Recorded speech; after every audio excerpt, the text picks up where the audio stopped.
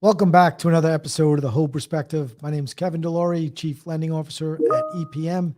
As always, joined by my good man, Kenny Phillips. So as you might notice, no guests today. Kenny and I wanted to recap some of our past guests and, have a deeper discussion of some of our thoughts. So, Kenny, we had some great guests. Number one, I think we should take credit for Mark Clayton making the Hall of Fame ballot, seeing that he was on our show. And I think that was the catalyst. What do you think? Well, we need to reach out to him, actually, make sure we get the kudos we deserve. So, good friend of the show, good friend, great player.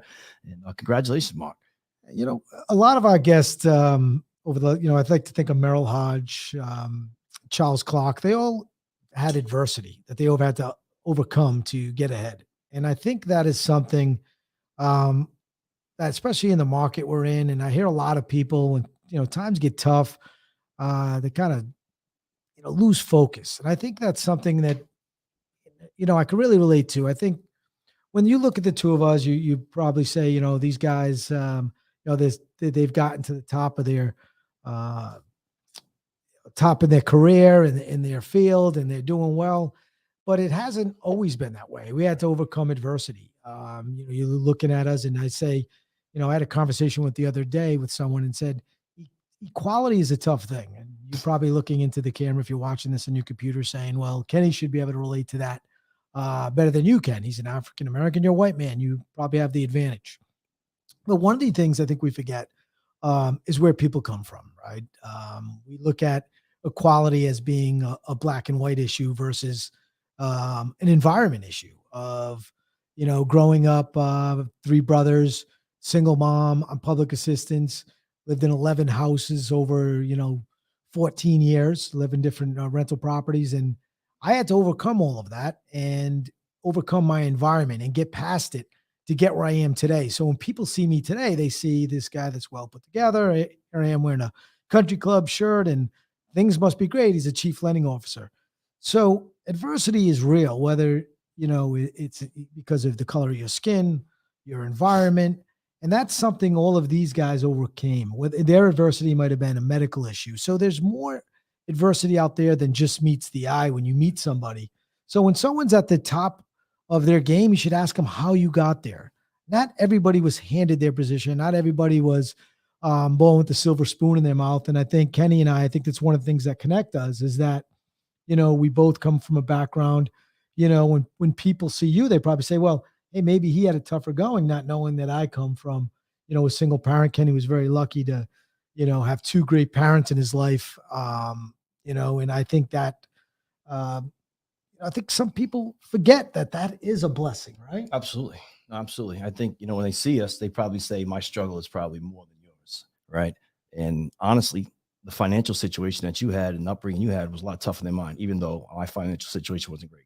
Right. Grew up in the projects, two working parents, but you had single parents, like you said, the welfare aspect, things like that, brothers, multiple mouths to feed. So your struggle, and which I think is why you're so successful, it's your story, right? Like we talked about at TAG, that desire to win, that desire to get out of that situation.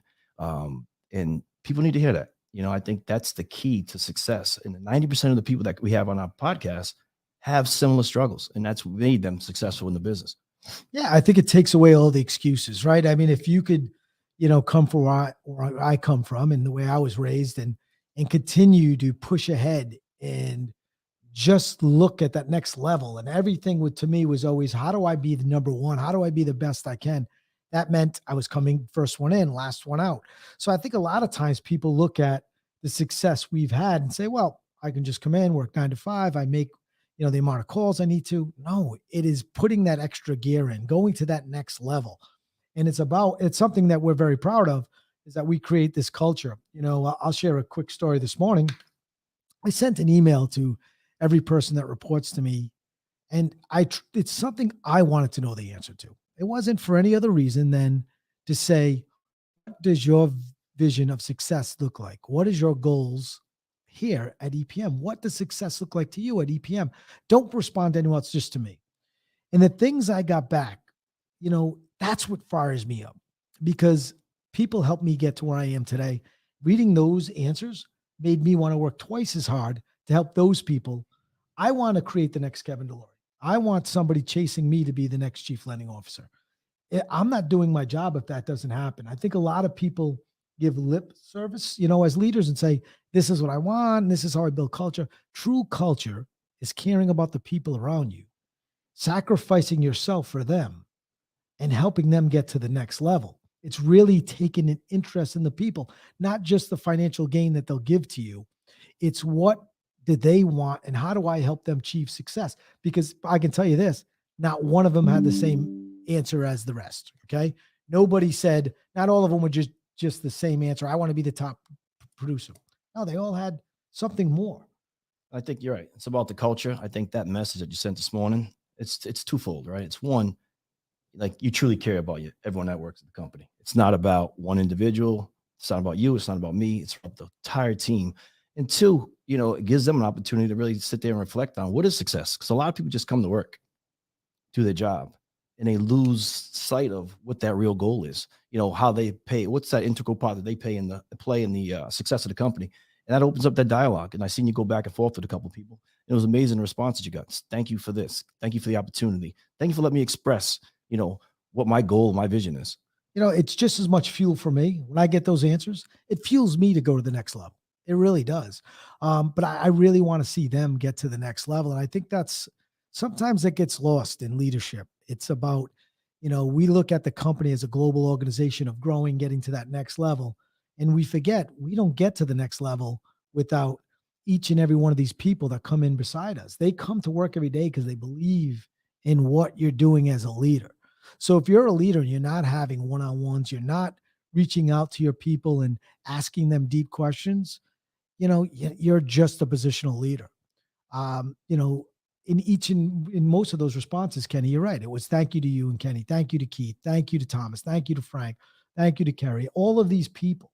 So that tells me that what we're doing and the leadership traits that we're demonstrating is carrying over to the people that follow us. Right. It's leading with meaning, right? I think a lot of leaders out there, they're trigger word leaders, right? They like to lead with phrases, catchphrases, and things that are popular. Teamwork makes the dream work. There's no I in team. But do you truly believe that? Bingo, bango, 100%. You gotta, if you're just leading with those phrases, you heard someone else say and it worked for them, people identify when you're not authentic. I've learned just as much from some of the bad leaders I've had in my life as I had from my good leaders, right? I watched somebody, I was at a company for a while and I said, wow, I do not want to be anything like that. And, today, this is a true story. Just before we came on air, I got an email from somebody at a previous company and they said, we miss your energy. We miss what you do, because people identify when you're authentic and you care about their success. So stop being a positional leader and stop worrying about driving the numbers. When you want to help people get to their level of success, whatever that means to them, the numbers will come. Your success as a company will come.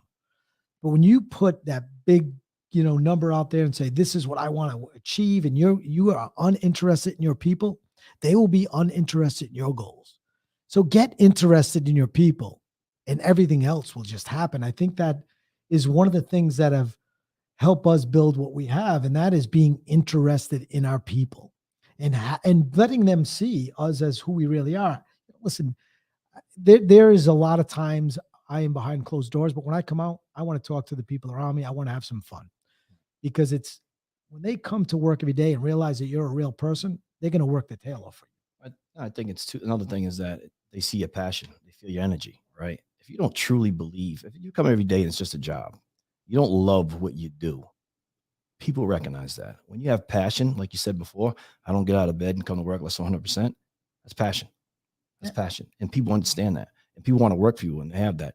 So when someone comes to work every day, closes the door, sits behind there, punches the keys, and hopefully at the end of the month they get results, you're not interacting with your employees, you're interacting with the team. They see that also. 100%. I think, Ryan Serhant said it best. Some people say I'm afraid of failure. And he said, are you afraid of failure or the embarrassment of failure? What I'm afraid of is letting down these people that believe in me, that have come in here 9-10 hours a day, work their tail off, and not to give them the same in return. And that, I think people forget. They want to be, I've earned this right to work 6 hours a day. I love when I hear that. I'm a leader. I've earned this right that I can leave, at 3 o'clock and I can come in at 10. Absolutely not. You are leading by example. And the minute that decide that 6 hours a day is good enough for you, your people think 4 hours is good enough for them. You get what you give. And we talked about in the beginning, right? About equality. Growing up, having three older brothers, having a mom, on public assistance, not being able to pay the bills, moving around. That has motivated me through my whole career, be 52 this year. And for some reason, I still have that fear of not being the best version of me, of continuously trying to improve and get ahead. Going through the crash, which we both lived through in 2007, and coming back, all of those things were very humbling. All those experiences make me understand what true grit is, what true grind is. This is nothing compared to the first 18 years of my life. But you applied those experiences to what you do on a day-to-day basis now. So when we got here, guess what? There was grit, there was grind, there was growth, right? Like you said, we didn't have all the finances that we could do to grow the company. As we did more and more business, those resources become available. So what you learn in your previous life, or not in your previous life, in your youth, you apply them every day. 100%. I mean, I think,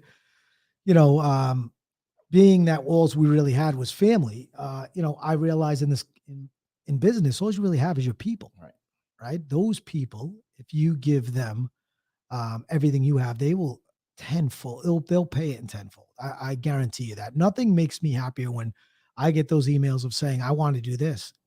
Here's my goal. Here's what I want to achieve. And I'm like, how do I help you? That's my first question. What can I do? Granted that some people might say, well, that isn't that your, their direct leader's job. No, I want to jump in. I want to keep my skill sharp. I want to be able to help people. I want to show them that I'm willing to leave it all on the field every day like they are for us. So I think sometimes in leadership, people get so far removed and they say, well, they look at it the wrong way. They look at it the 1970 Ford model where it's top down in this leadership pyramid. And they're missing the boat. They're missing the people. They're missing the loyalty. And the reason that, I have the same people with me for over 20 years is because of that. It's knowing that I have their best interest at heart and I want to see them succeed. It's funny when you hear leaders say, how do I get their buy-in? Do you really need to get their buy-in? Are you doing the right things? Do people automatically buy in when they believe? Or do you have to earn their buy-in? Or is it something that you got to figure out? Yeah. I mean, that's Kenny. You're spot on. I think if you do the right things, it happens naturally, organically. If you're trying to force it and you want to be, the best on a survey, and then you achieve what you want. Hey, they all say they gave me 10s. I do a good job. And then you got to that level and you're saying, okay, well, now I can loosen up. Well, that was fake and they'll see through it. And I can tell you that it won't last for long. Fakeness will last for a short period of time. Inauthentic will last short period of times. What will outlast everything is authenticity, passion, and caring, and having empathy, because you never know what someone's going through. Those are the true traits of a true leader that wants to build a culture, that wants to build, years of success and not just immediate gratification, because all that fakeness gets old and people see through it. And before you know it, you're going backwards. Spot on. That's absolutely spot on. It's funny. I got off the call today and with operations, and the message that's delivered was, we want to make sure everyone has time to do the individual job. And most of the time people, they listen to what you say and then it was repeated back. And then someone said, you know what, I want to make sure that sales is able to do sales. And to hear that the message is so deep rooted and they believe in it and they want, someone told Keith, said, you know what, my goal not only is to get my job done with operations, but make sure that you're able to do your job. That's culture. That's 100% culture. And it's just speaks volume on what's going on here. Well, it's leadership. I mean, at the end of the day, if your definition of leadership is hitting that number at all cost and, not really taking your teammates, if you're looking at them as teammates, their feelings, what their level of success is, what it looks like. If you're not taking that into consideration and you're only looking at the big number, you will be, they will head for the doors. And again, it'll be short-term success. I look at it, our success is long term. We've had a few months ago where, I put the people before the number, and people like couldn't believe what I was doing. And I said, your your happiness, your work life balance. And some people say, well, there's no such thing, something just like a Gary Vee video I was watching a while ago. Yeah, at the top, in the way we look at it, in the basement of leadership, those people, we don't really have work life balance. We're working nonstop, 24/7. But the people that are, our teammates, they want that for their life. And who am I to tell them what that should look like? So if we don't respect that and do that, they're going to look somewhere else where they can do that. Right. So that month where the people came before the profits is what leadership is about. It's our job to develop, to deliver profits, but we can't do it without the people. The minute you stop putting profits over people is the minute that you'll lose people. And what goes right behind that? The profit. Right. So, if you're not putting the people first, you're going to have a tough time. You're going to have a tough go of it, because at the end of the day, it's all about the people. When I look at Merrill Hodges' story of, he's got everything he wants in life. He gets, non-Hodgkin's lymphoma, and he's got a battle now. Nothing else matters other than winning that battle. And, at the end of the day, what's important, is family, is, your health. All of those things come first. So if we as leaders make sure our people understand that that's so important to us, I want to see every person that works for me be successful. And if I do that, I'm going to be successful. Don't ever put the success of a company or your success, what your definition of success is, ahead of your people's. The minute you do that, you're not going to have, a team. You're just going to have a bunch of, minions that work for you and you tell what to do. Right. I think, part of that success is, what Dr. Nate said, is confidence. Right? It's really about confidence and putting people in the right position to have success. And with confidence is preparation, right? Making sure your team's prepared to face that day-to-day challenge. And I think one of the biggest things that, you exude and what we have in the company is pretty much confidence. We can go into any arena and feel that we can win.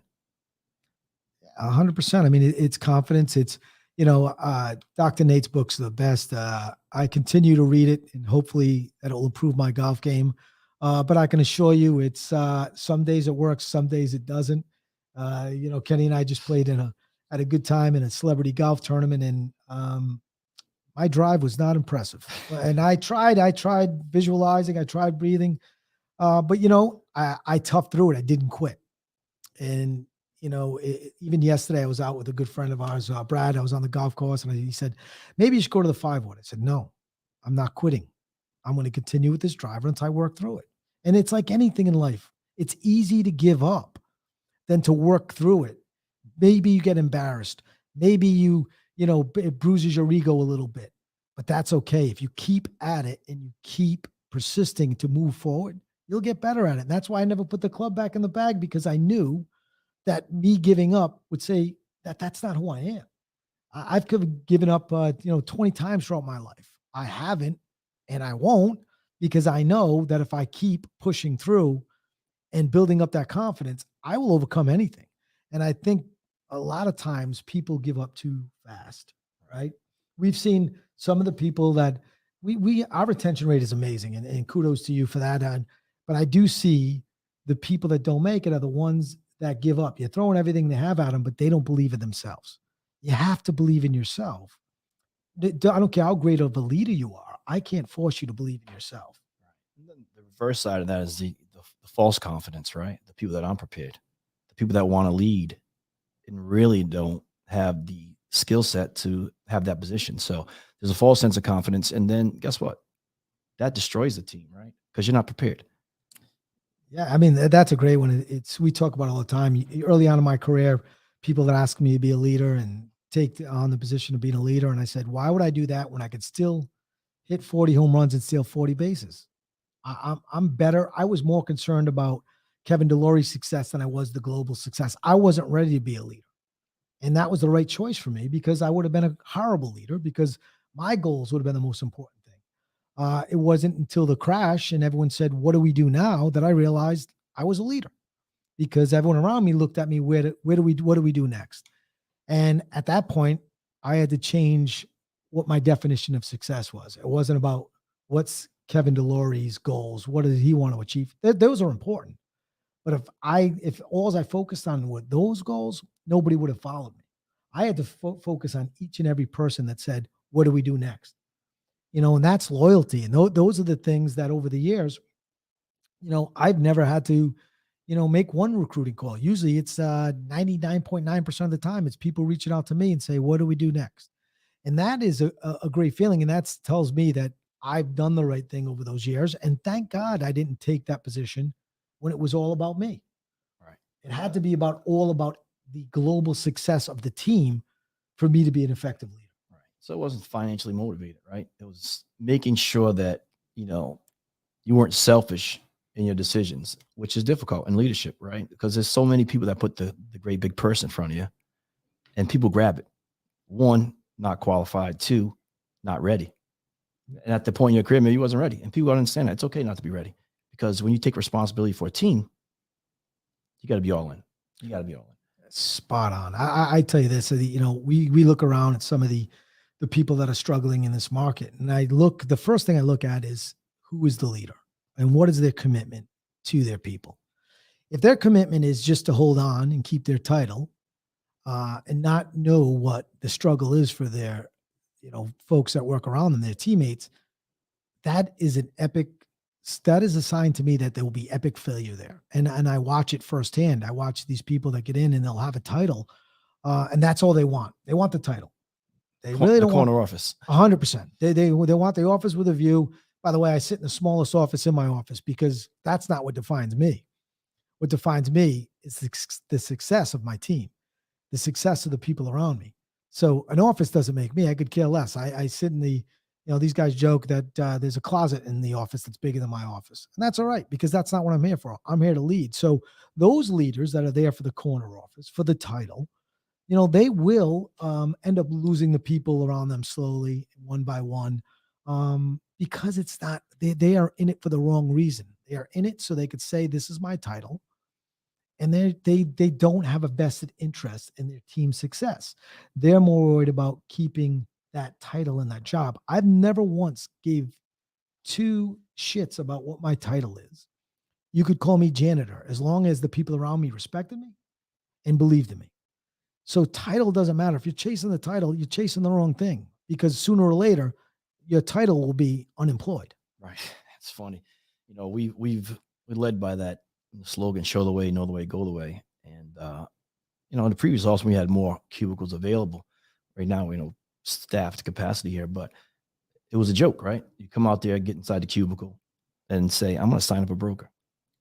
Here you are, SVP, whatever it may be, title, but to sit next to these guys in the war room, right, and sign up accounts, it was a joke at first, but then it also earned the respect that you can do the job, right? Can you do the job of the people that you lead? And it's so important.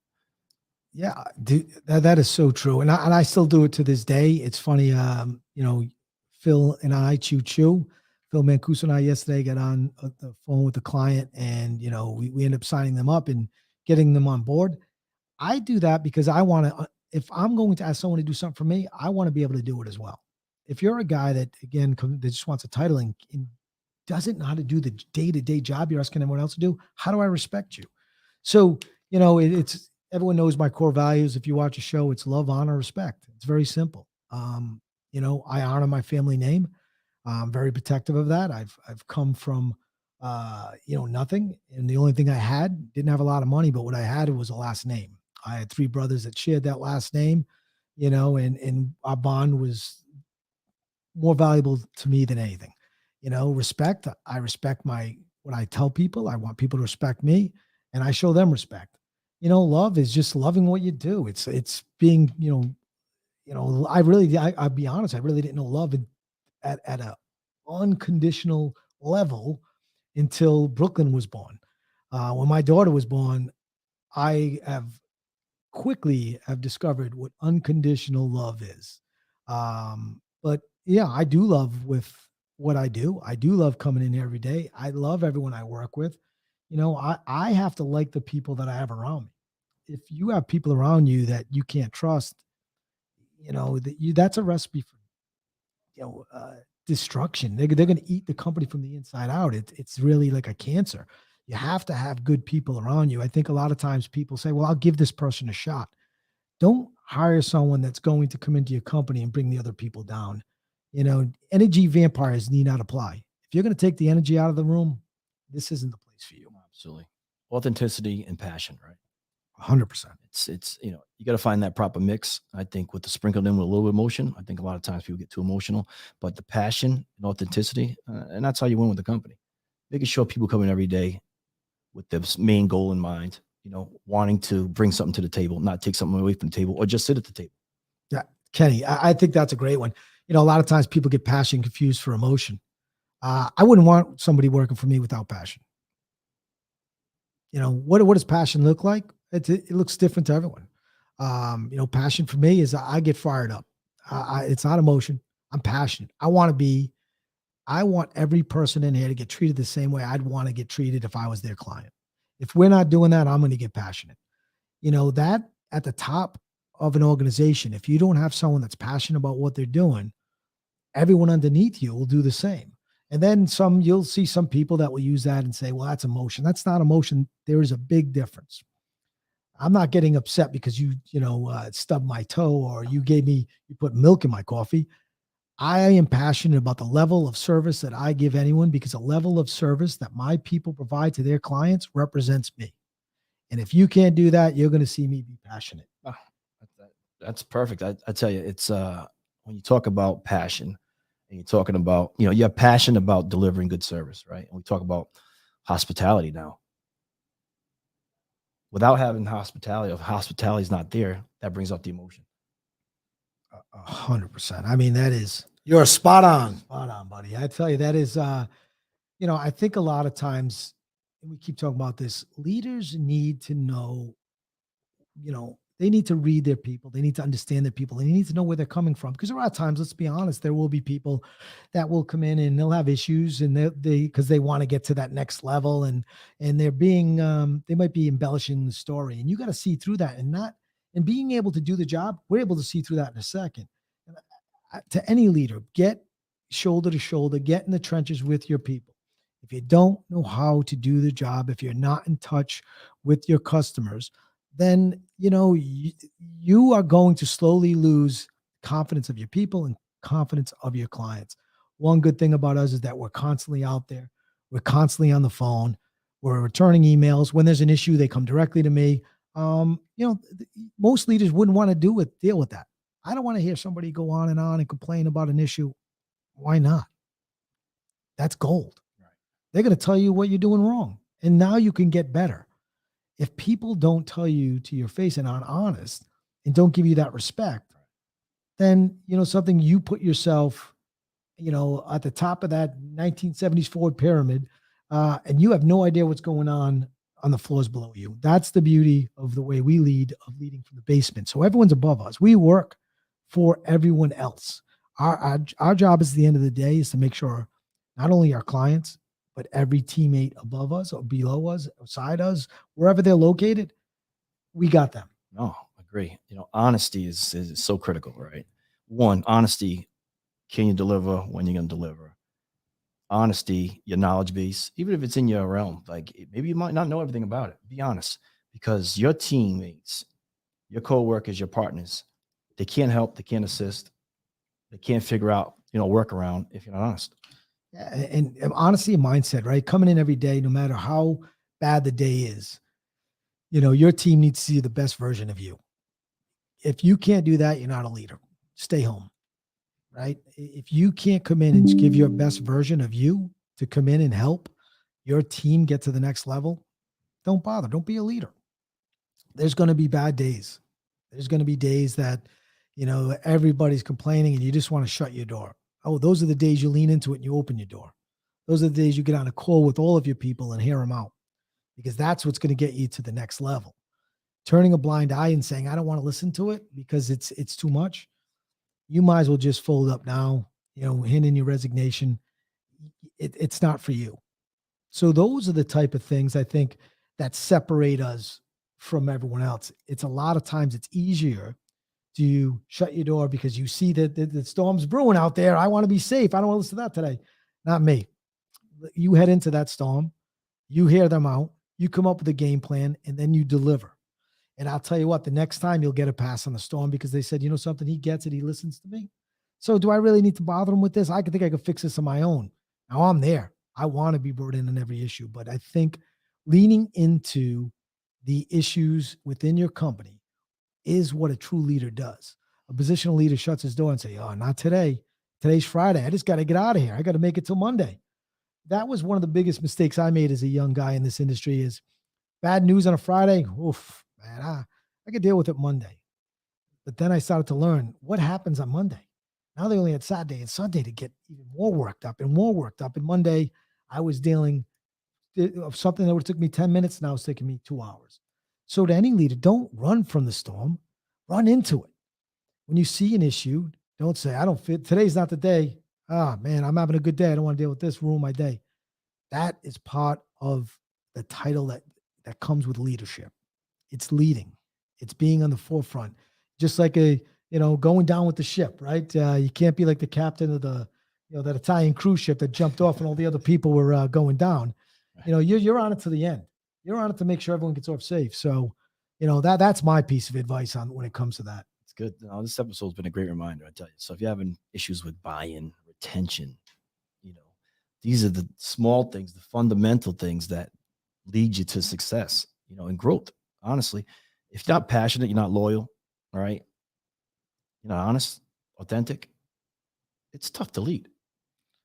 You said something there that Kenny, growth. It's as a leader now, I've gotten to where I wanted to be in my career, and there's one more step maybe, but I'm pretty comfortable. I think I could just kind of coast. Right, I'm going to be 52. I get maybe another 10 years, and absolutely not. I continue to read every day. I was talking to someone the other day. They said, "Have you heard of this author?"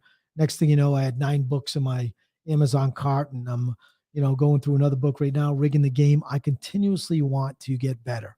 I am feeling like I am a fine wine. I feel like I'm getting better with age. I feel like I'm getting more understanding of people. But the more I read, the more I learn, the more I listen, is really changing me to give me my second wind. I'll probably be doing this for another 20 years. I mean, plus my hair looks great, so no one really knows my real age. You don't have that problem, but the grays never come in. No, that's for sure. Neither is the hair. The next couple episodes are going to be great. We have on, some NFL Hall of Famers. We have on a sleep expert. We got some really good motivational speakers coming up. We really want to be able to provide to you guys of some of the things that inspire us, some of the things that are important to us to help you get better. This is why it's the whole perspective. If this just isn't about what we think, sure, I think our track record speaks for itself, and hopefully some of these, things we've been talking about, leadership, really will help you. This is who we are as people. I appreciate everyone that tunes in. I appreciate all the comments. Yeah, we're far from perfect. These episodes, we learn from these episodes as well. The guests, the comments, the people that are around us, we're truly just sharing our experiences. Justin, I'm going to have to disagree with you on that. My hair is much better. I think I have the best hair in the mortgage industry. Hands down. Guys, we appreciate you guys always tuning in. If there's any episodes that you'd like to learn more, send us an email. It's simple. It's kevin@epm.net and kenny@epm.net. We're always game to share whatever we know to make you better. The only competition to us is ourselves. We want to get better 1% every day. So that is, that's who we're competing against, is the best version of us. So anything I could do, it's people say, well, why do you want to help other companies get better? Then they could compete with you. Let's do it. Listen, the rising tide lifts all boats. Bingo, bango. You know that. Choo-choo. Yeah, choo-choo. There you go, Tiger. There you go, Tiger. So those are the things that, we want to continue to help other people. Any topics you want us to talk about, feel free, shoot an email in. But this is who we are. What you see is what you get, and you ain't seen nothing yet, right? No. And there you go, bingo, bango. Thank you, Jason. But so that is another episode of The Whole Perspective in the books. Looking for some great guests coming up in the coming weeks.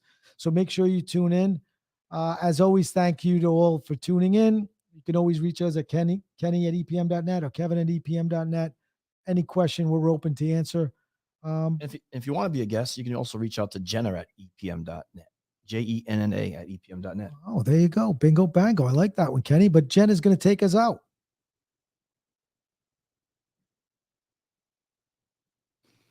As always, thank you for joining us for another episode of The Whole Perspective. You can always check us out at the Empower Brokers community on Facebook or at EPMWholesale.com. You can always email Kenny or myself directly at Kevin at EPM.net or Kenny at EPM.net. Thanks and look forward to seeing you soon.